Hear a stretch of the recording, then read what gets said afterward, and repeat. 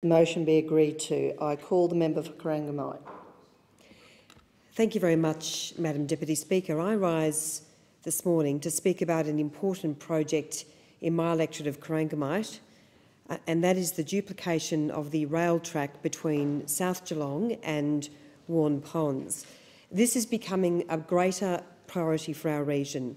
We've seen enormous growth across the southern part of Geelong. The Geelong line is now V-Line's busiest commuter line, with 4.02 million trips made in 2013-14. We've seen total growth of some 18.5% during the past 5 years, up until 2014.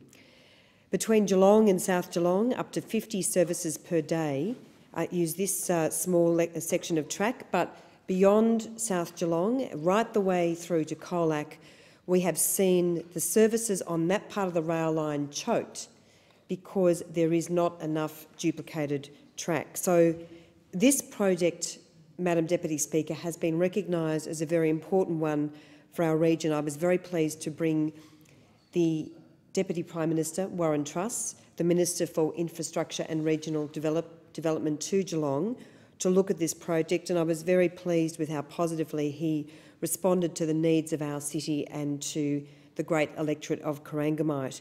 Just as an example, before 8 o'clock on a weekday morning, there are some 13 trains that leave Geelong Station, but if you consider Warn Ponds and Marshall, it's about half that. The trains simply cannot access those southern train stations because of the single track. Now, we've seen in many respects, Madam Deputy Speaker, an absolute infrastructure crisis in Victoria, which has had a big impact on jobs, no more so than the Andrews government decision to cancel the East-West Link, a project that was previously supported by Labor, and now federal Labor have worked hand in hand with Daniel Andrews to destroy that project. And that's had a very significant impact on Geelong, on Corangamite, on the western suburbs of Melbourne, and on 7,000 jobs which have been destroyed. I reflect on the terrible way in which the previous Labor government managed Avalon Airport. In 2008, a very exciting deal was achieved by Linfox, the owners of Avalon, in which AirAsia X was going to fly in from Asia, bringing international flights into our region.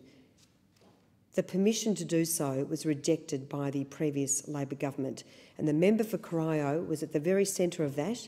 It was an abject failure which has caused enormous economic damage to our region, and I want to commend Avalon for the way in which they are pushing that project.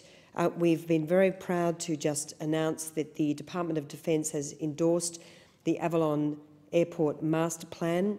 That will allow, subject to some further planning requirements, a whole range of further developments, an extension of the domestic terminal, the construction of a new international terminal. Now, that's a terminal that we have committed to help build, subject to international flights being secured. Lots of retail, accommodation, industrial development. It's an amazing precinct. It's got the potential to host 10,000 jobs. So, in contrast to the previous Labor government, we recognise how important infrastructure is in our city, and we are working very, very hard with Avalon Airport to support the wonderful achievements happening out at Avalon. Madam Deputy Speaker, of course we are very proud of our duplication of the Princes Highway. That's a project for which I fought very hard since 2009. Of course, the Great Ocean Road has been upgraded. Anyone travelling along the Great Ocean Road would see the works underway in Lorne and Anglesey. 25 million from our government, 25 million from the state government, committed by the previous Liberal government. And this is the road that federal Labor forgot because it was vehemently opposed by federal Labor, and unfortunately federal Labor opposed this upgrade, one of the most iconic roads in our region. So, Madam Deputy Speaker, I reflect on a letter from Trevor Jennings in the Geelong Advertiser, Duplicating Track Needs Direction, in which he commends the proposal to duplicate the track, in which he calls on the state government to work with the federal government to push this project forward. He actually wrote to the Victorian Minister for Public Transport, Jacinta Allen, and she says, "I can assure you that track duplication is one of PTV's priorities.